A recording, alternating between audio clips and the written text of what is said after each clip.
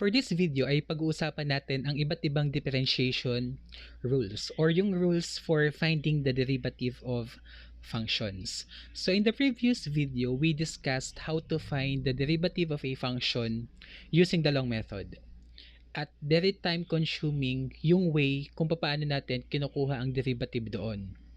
And now we will have some rules na magbibigay sa atin ng mas mabilis na way kung paano kukuhanin ang derivatives.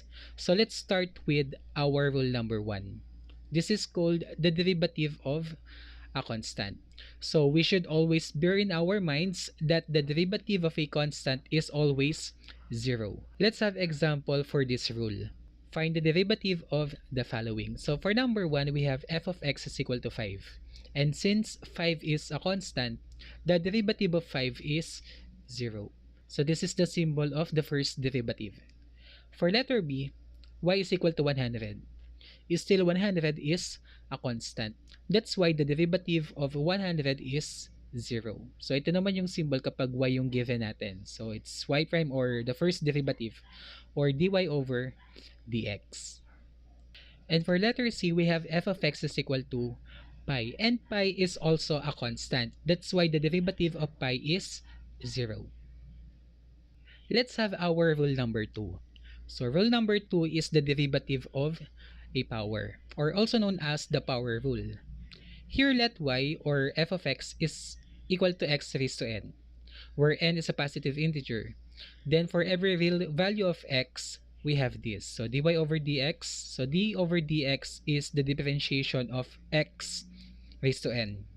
So pag kinuha natin yung derivative ng x raised to n, the first thing that we need to do is to multiply the exponent. The exponent here is n. So i-multiply natin siya doon sa kanyang coefficient, sa coefficient ng x. So dito ang coefficient ng x ay 1, di ba? So n times 1 is n. Then doon naman sa exponent, magsusubtract tayo ng 1. So we're going to have nx raised to n minus 1.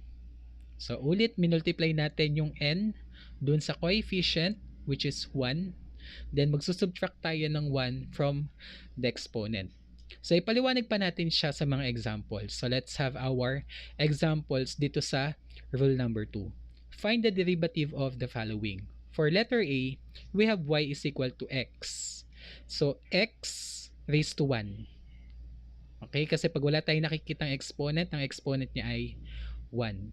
So yung 1 multiply natin dun sa 1 na coefficient. Then 1 minus 1 dun sa ating exponent. So here. Then simplify lang natin to. 1 times 1 is still 1. So pag 1, diba, hindi na natin siya sinusulat sa coefficient at sa exponent natin.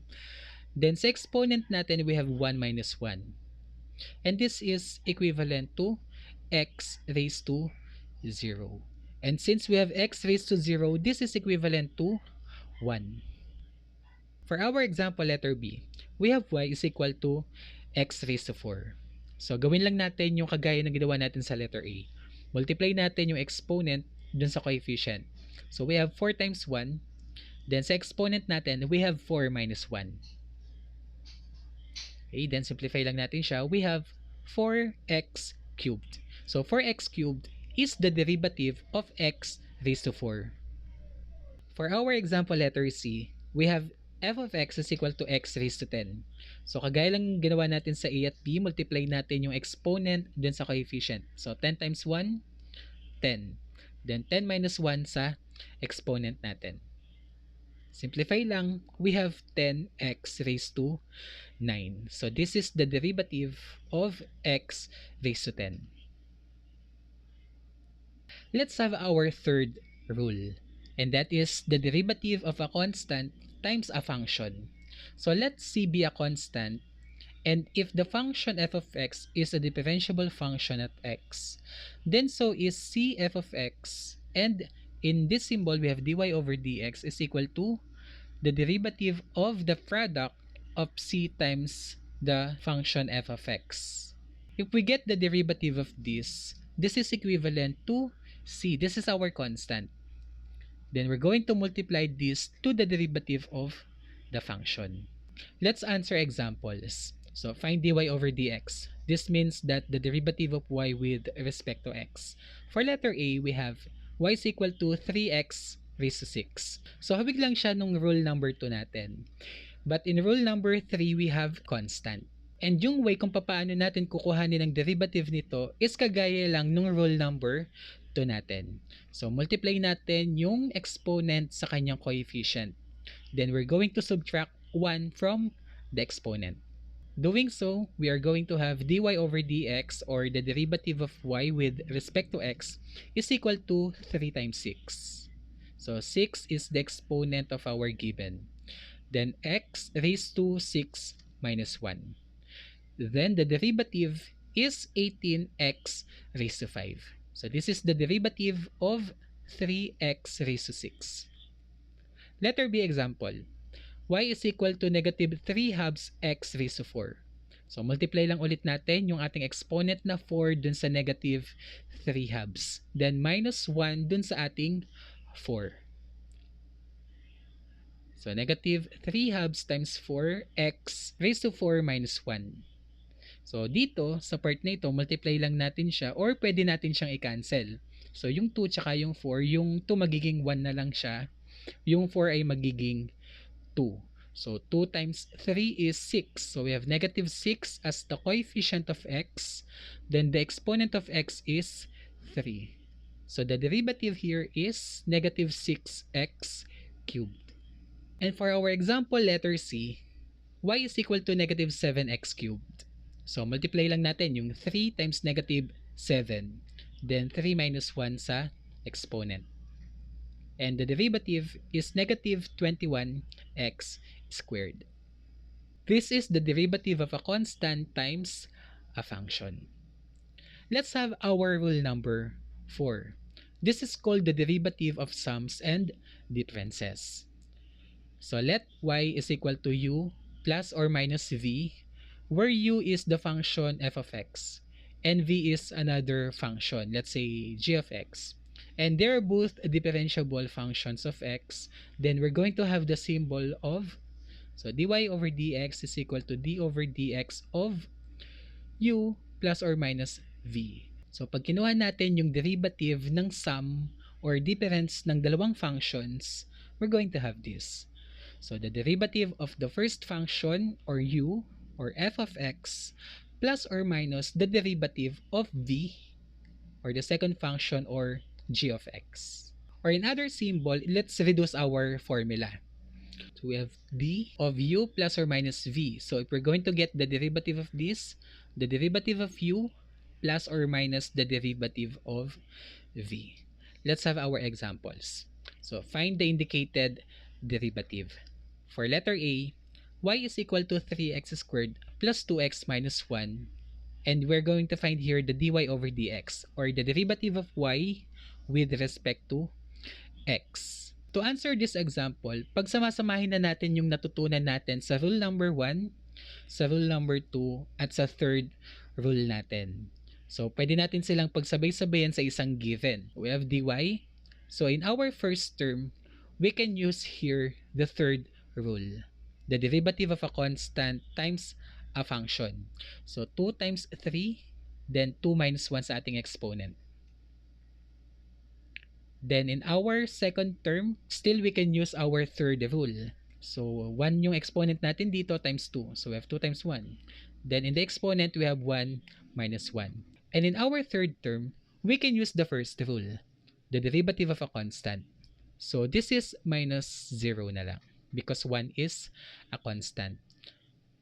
Then after having this, let's just simplify. For the first term, we have 6x. Because 3 times 2 is 6, then 2 times 1 is 1. Then in our second term, we have 2 times 1 is 2, then 1 minus 1 is 0. And x raised to 0 is equal to 1. So magiging 1 itong part na ito. So 2 times 1 times 1 is equal to 2. Then wala na tayong third term kasi 0 na dito, hindi na natin siya isusulat. And this is the derivative of our given. So 6x plus 2. For our example letter B, we have y is equal to 2/3 w cubed minus 4w plus 86. So at this point, we're going to have the dy over dw because w yung ginamit na variable sa ating given. So this is the derivative of y with respect to w. Let's solve for the derivative. So dy over dx, in the first term, multiply lang natin yung exponent dun sa coefficient. So 3 times 2/3. Then sa exponent, 3 minus 1. In the second term, we have 1 here. So 1 times 4. And sa exponent ay 1 minus 1. Then 86 becomes 0 because this is constant. And simplify na lang natin at this point. So dito sa first term natin, pwedeng makancel yung 3. So the remaining here is 2. 2 na lang yung coefficient natin. 2w squared. Then in the second term, we have 4 times 1. Then this becomes 1. So this is 4 na lang. Then yung 0 hindi na natin susulat. So our answer for letter B is 2w squared minus 4. And this is the derivative of our given. Now, balikan muna natin yung examples natin dun sa previous video. So, yung example natin number 1 is find the derivative of y is equal to x squared minus 3x plus 2. Diba? Using the long method, ganito yung pinagdaanan natin, napakahaba nung naging computation natin to arrive sa 2x minus 3 na sagot. So, dito pa lang sa ating given, pwede na nating malaman ang sagot. Using the rules that we have discussed, i-apply lang natin dito. So, in the first term, we can apply here the rule number 2, which is the power rule. So, 2 times 1, which is 2. Then, 2 minus 1 sa ating exponent. So, 2x na lang ito. Then, the second term, yung x ang exponent niya, di ba, ay 1. So, 3 times 1 is 3. Then, 1 minus 1 sa ating exponent. So, yung x will be x raised to 0, which is equivalent to 1. So, 3 times 1 is 3. So, the derivative is 2x minus 3. So, yun yung sagot natin. So, hindi na natin kailangang mag-undergo dito sa napakahabang computation natin. And still, if you want to know how to find the derivative of a function using the long method, I will put the link down in the description box. So, panoorin nyo na lang siya. Okay, another example. Yung example number 2 natin doon sa video. Here. So, the example is f of x is equal to 5x squared minus 6x plus 8. And ito yung ating naging computations. Napakahaba. So, mentally na lang natin from the given. So, 2 times 5 is 10. Then, 2 minus 1 is 1. So, we have 10x. Here is the 10x. Then, in the second term, we have minus 6x. So, this will become 6 na lang, diba? So, we have 6. Then yung 8 mawawala because this is a constant. And the derivative of a constant is 0. Now let's continue to rule number 5. And that is the derivative of a product. So let u times v, where u is the function f of x and v is the function g of x. And they're both differentiable functions of x. Then here's the symbol. Dy over dx is equal to d over dx of u times v. Pag kinuha natin yung derivative ng product ng dalawang functions na ito, this is equivalent to u times the derivative of v plus v times the derivative of u. Or in other formula, this is the reduced form. The derivative of the product of u and v is equal to u dv plus v du. So, ganun din naman ito. U times the derivative of v plus v times the derivative of u. Let's have our example. So, find the derivative of y with respect to x of y is equal to the quantity x cubed plus 2x times the quantity 2x minus 1. So, dito magpapakita ako ng dalawang methods kung paano nyo isosolve itong problem na ito. So, itong methods na ito ay applicable sa lahat if you're going to find the derivative of a product. So, let's start with our method number 1. And that is by using the product rule. So, gagamitin natin itong formula nito in finding the answer to our problem. So, by using the product rule, we're going to have dy over dx. So, we have in the first term u times the derivative of v. Ang u natin dito is the quantity x cubed plus 2x at ang v natin dito ay 2x minus 1. And using our formula, so u dv muna tayo. This is equivalent to u. So u is x cubed plus 2x times dv. So we're going to find the derivative of our v. Since ito yung v natin, ang derivative nito ay 2 na lang. Because the derivative of 2x is 2 and the derivative of negative 1 is 0. So the derivative of v is 2 plus v is 2x minus 1 times the derivative of u. So kung ito yung u natin, ang derivative ng x cubed ay 3x squared. And the derivative of 2x is 2. So we have 3x squared plus 2. Then dito, simplify na lang natin siya. Dun sa first term natin, pwede nating i-distribute yung 2 dun sa dalawang terms na nasa loob ng parenthesis natin. So 2 times x cubed is 2x cubed. Then 2 times 2x is 4x. Then dito naman sa second term natin, we can solve this by FOIL method. So first to first, so 2x times 2x squared, we have 6x cubed. Then outer terms, 2x times 2, we have 4x. Inner terms, negative 1 times 3x squared, negative 3x squared. And for the last terms, negative 1 times 2 is negative 2.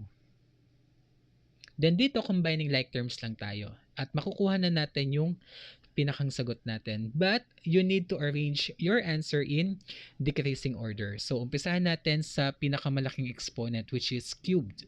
So, we have dy over dx. 2x cubed plus 6x cubed is 8x cubed. Then, negative or minus 3x squared. 4x plus 4x is 8x. Then we have negative 2 or minus 2. So this is the derivative of our given. At ito yung ating method number 1 using the product rule. For our method number 2, we have finding the product. So ano ba yung ibig sabihin nito? So lagay muna natin yung given natin. So quantity x cubed plus 2x times the quantity 2x minus 1. So kunin muna natin yung product nilang dalawa. So using the FOIL method, first to first, x cubed times 2x is 2x raised to 4. Then outer terms, x cubed times negative 1 is negative x cubed. Then inner terms, 2x times 2x is 4x squared. And for the last terms, 2x times negative 1 is negative 2x. And here, wala na naman tayong masisimplify kasi wala namang common terms. So after finding the product, we're going to find the derivative of the product. And then gamitin natin yung mga naunang rules na na-discuss natin. In the first term, so we have dy over dx. In the first term, 4 times 2 is 8. Then 4 times 1 is 3. So the first term is 8x cubed. For the second term, 3 times 1 is 3. Then 3 minus 1 is 2. We have negative 3x squared. For the third term, 2 times 4 is 8. 2 minus 1 is 1. So we have 8x. Then 2x, the derivative of 2x is 2. And as you can see, tulad lang tayo ng nakuhang sagot dun sa method 1 at sa method 2. At this point, kayo ang bahala kung aling method yung mas mabilis for you to answer problems. And now let's discuss our rule number 6. And this is the derivative of a quotient. Let y is equal to u over v, where u is the function f of x and v is the function g of x, are differentiable functions of x, and v should not be equal to 0. Then in symbols, we have dy over dx is equal to d over dx of u over v. So pag kinuha natin yung derivative ng u over v, we are going to have v times the derivative of u minus u times the derivative of v all over v squared. Or in other symbol, yung reduced form ng formula na ito is d of u over v. So the derivative of u over v is equal to v du minus u dv all over v squared. So same lang naman silang dalawa. So v times the derivative of u or v du minus u times the derivative of v. So u dv all over v squared. And may isang formula pa tayo na pwedeng gamitin dito sa rule na ito. Let's have y is equal to high over low. High is our u and low is our v. So the formula in finding the derivative of a quotient using high over low is low d high minus high d low all over low low, or the squared of low. So yung low natin is v, the derivative of high, which is u. So tulad lang naman silang dalawa.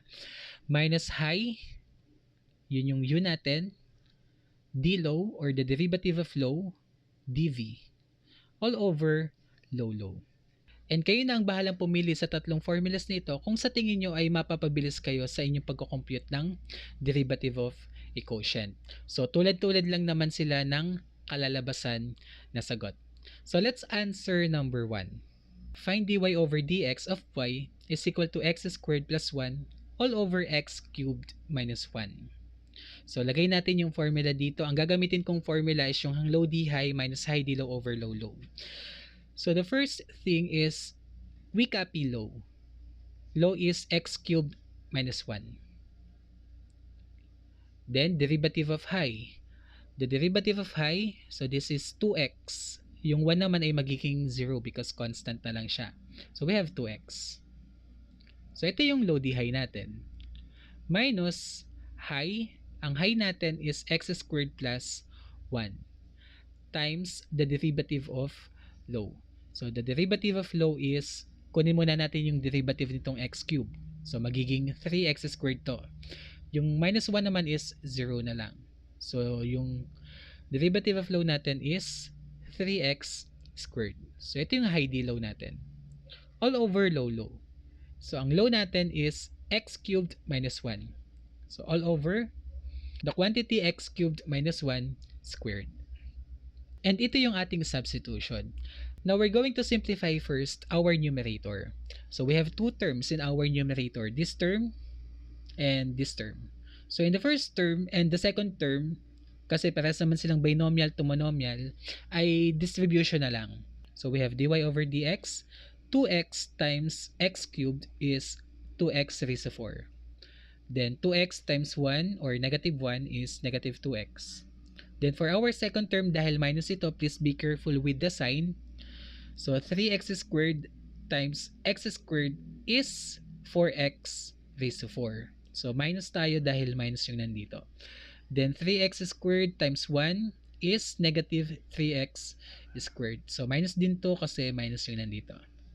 All over quantity x cubed minus 1 squared.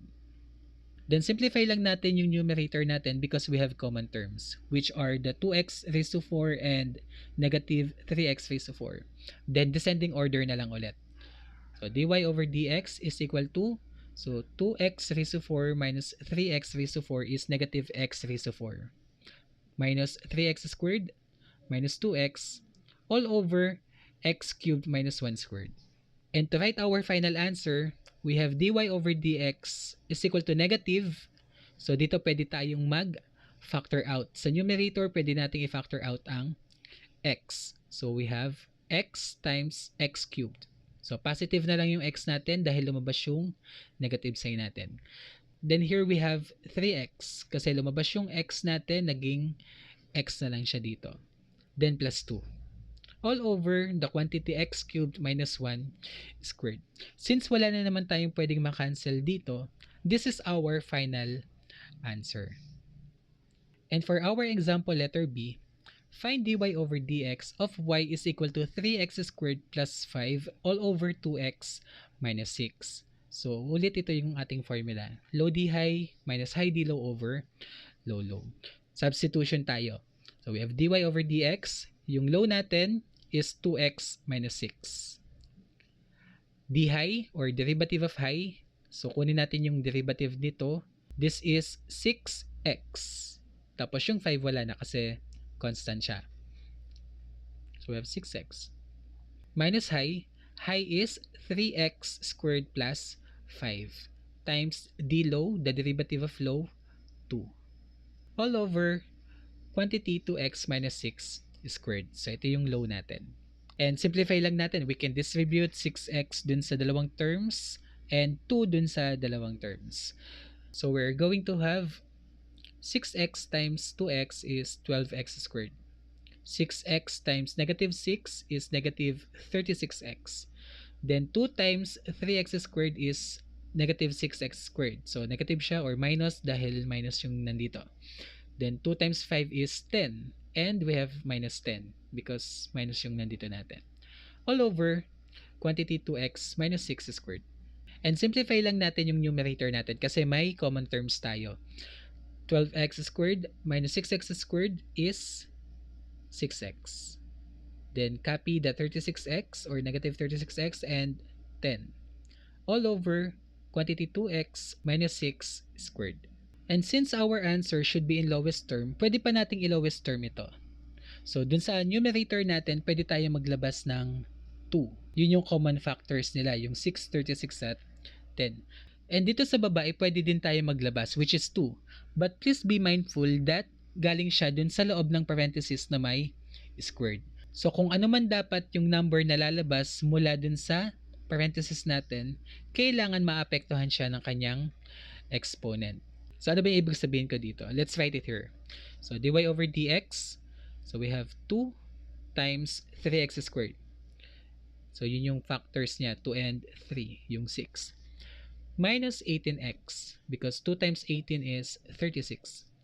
And minus 5, because 2 times 5 is 10. So in the denominator, we have 2 times the quantity x minus 3. So as you can see, nasa loob siya ng bracket and we have square. And kapag sinimplify natin itong denominator natin, we're going to have, so copy natin yung numerator natin, all over 4 times the quantity x minus 3 squared. And dito, pwede nating makancel yung 2 tsaka yung 4. May matitira tayong 2 dun sa denominator natin. So sa numerator, we have 3x squared minus 18x minus 5 all over 2 times the quantity x minus 3 squared. So dito sa part nito ay wala na naman tayong pwedeng makancel. Hindi na naman natin maipafactor yung ating numerator na may makakancel tayo dun sa baba. So at this point, this is our final answer. And this is the end of this video. If you find this informative, please don't forget to like, share, and subscribe. Thank you for watching. God bless us all.